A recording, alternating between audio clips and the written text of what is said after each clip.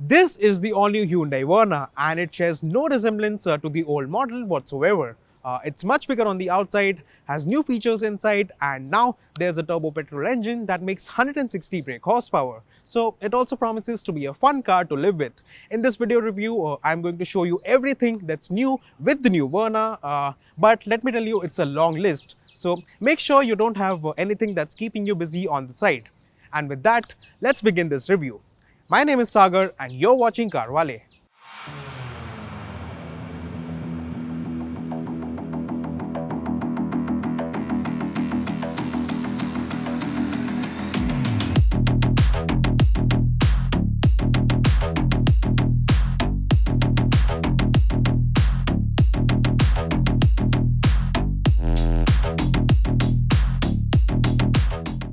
Let's begin with the obvious change, and that is the looks. Now, as you can see, the new Verna looks nothing like the old model.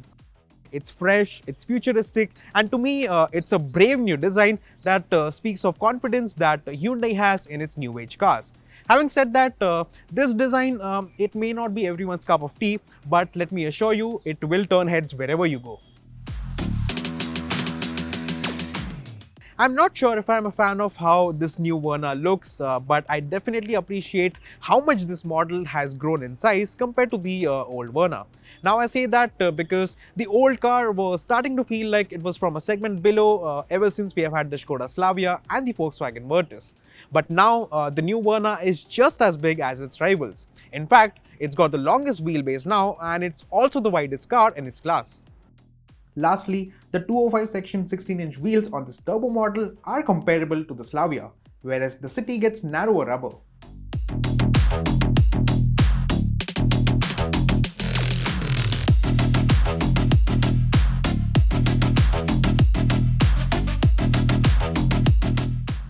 And it's not just claims and figures, honestly, because from where I'm seated, the new Verna has taken a big leap forward when it comes to space inside the cabin. Now, as you can see, I have a lot more legroom and the seat in general, it feels more supportive. All in all, it's got that sense of airiness that was always missing in the old Verna. Also, this is one of those rare times wherein a car brand has taken note of their model's major shortcoming and genuinely fixed it. The extended wheelbase has liberated a lot more room for the passengers, especially for those seated at the back. The seat itself is set at a good height and you get a nice view out of the large side windows. Moving further back, the boot capacity has also gone up. It's now rated at 520 liters, which I believe is around 50 liters more than the old Verna. In fact, this car now has the biggest boot in its class, surpassing even the Slavia and the City. Well, more than the increased boot capacity itself, it's the wider opening area which makes this cargo area so much more user-friendly. Well, it's around 40 millimeters wider than before, but trust me, that little bit of extra width will make a huge difference when you load or unload heavy items into this boot. Okay, now let's go to the front seat because a lot of major improvements are concentrated over there.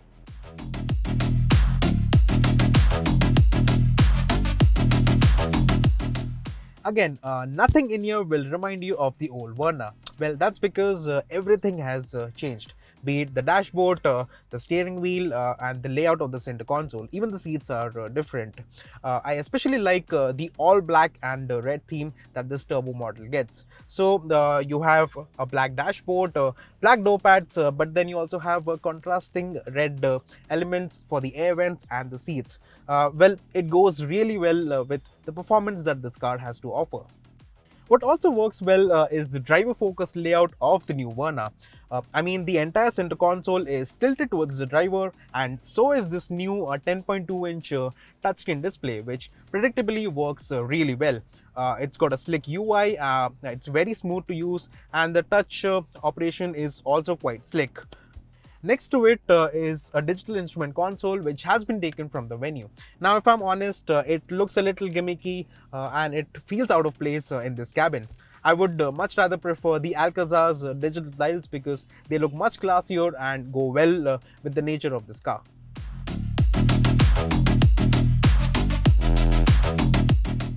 Below here, you have some buttons for the defogger and a couple of dials.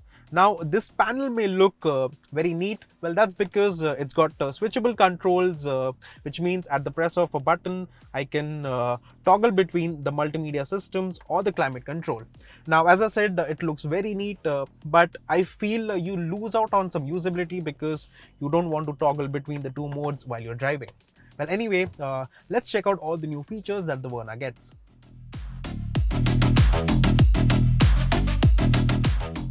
In this top spec SX option turbo variant, you get a sporty looking black color theme with red accents, cooled and heated front seats, a new 10.25-inch infotainment system with an 8-speaker Bose audio system, leatherette seats, electrically adjustable driver's seat, front parking sensors, a manual rear curtain, cruise control, soft touch finish on certain panels, a sunroof, tire pressure monitoring system, 6 airbags and level 2 ADAS capability.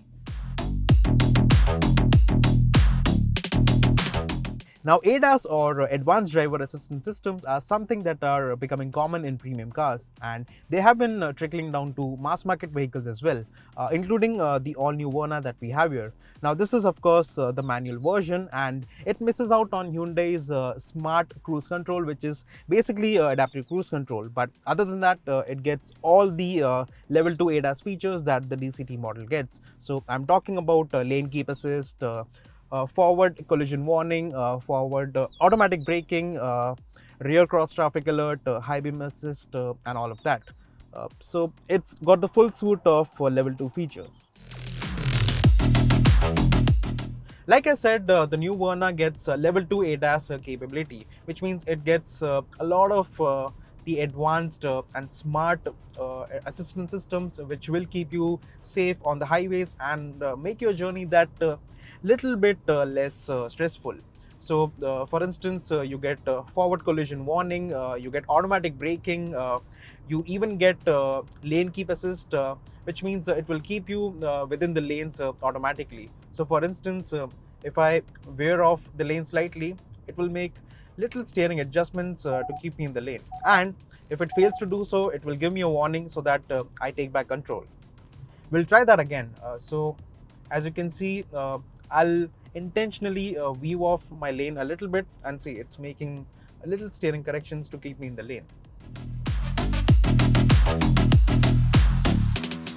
The other big safety feature is the forward collision warning and automatic braking. Now, I'm not going to go too close to that car for it to automatically apply the brakes, because it can be quite aggressive. But what I'll show you is I'll try to get close to that car, and if it senses that I'm getting too close, then it'll give me a warning. Like for instance, here we are getting close to the car, and it should give me a warning any second now, and it is, as you can hear. So that's how the system works. It wants you to keep a safe distance between the car ahead, so that both of you are safe.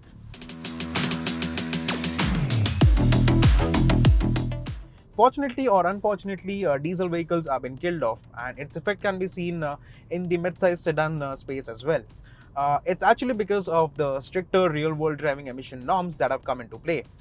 They have forced Honda already to drop the city diesel from its lineup, and now Hyundai has also had to discontinue the diesel model from the Verna lineup. As a result, the new Verna can be had with two petrol engine options, and both are 1.5 litre 4-cylinder engines. So one is the naturally aspirated model, and the other is the turbo vehicle that we are driving right now. So this car makes 160 brake horsepower and 253 Newton meters of torque. Now I know that is a lot of power and torque for the Verna, and predictably enough, this car it's a solid performer. I mean, there's power all across the rev range, and once you're past 4000 rpm, it really picks up, and the turn of speed is exciting indeed. I also like the refinement levels on this car. The engine is very refined, and the overall NVH levels have been kept to a minimum. It is actually one of the most impressive bits of the dynamics of this car. Speaking of refinement, this new 4-cylinder engine is amongst the most refined petrol engines we have seen in the sub 20 lakh rupee space. Even at high RPMs, it doesn't sound coarse or feel like it's struggling. Ideally, this turbocharged petrol engine goes really well with the 7-speed DCT gearbox that Hyundai is offering. Although what we have here is the 6-speed manual gearbox. But let me tell you, it's not bad at all. I mean, the clutch is very light, and I can say that with confidence because I have been daily driving a Slavia 1.5 manual for the last 6 months or so, and the clutch on that car is definitely heavier and it's not as precise as the one on the Verna. I mean, it's easier to modulate in stop and go traffic in the Verna than it is in the Slavia. As for the gear shift action, it is light and easy to use, but if I'm honest, the gear shift action on the old Verna was slicker still, in the sense that it's not giving me that precise feeling that the old Verna's gearbox did. Now, Hyundai is claiming a 0 to 100 kmph time of just 8.1 seconds for the turbo Verna, although that's with the 7-speed DCT gearbox. We have the 6-speed manual here, of course, which isn't going to be as quick, but let's try and see how close we can get to the DCT's time.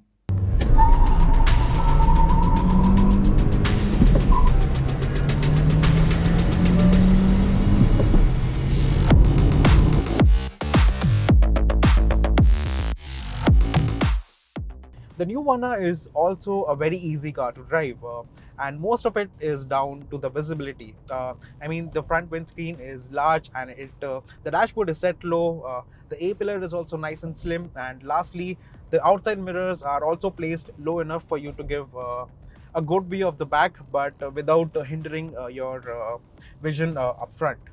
The only thing that I do not like is that this 2-spoke steering wheel, it comes in between my view of the 10.2-inch display. So I cannot see the right side edge of the display because the steering is in the middle. But other than that, the ergonomics are spot on.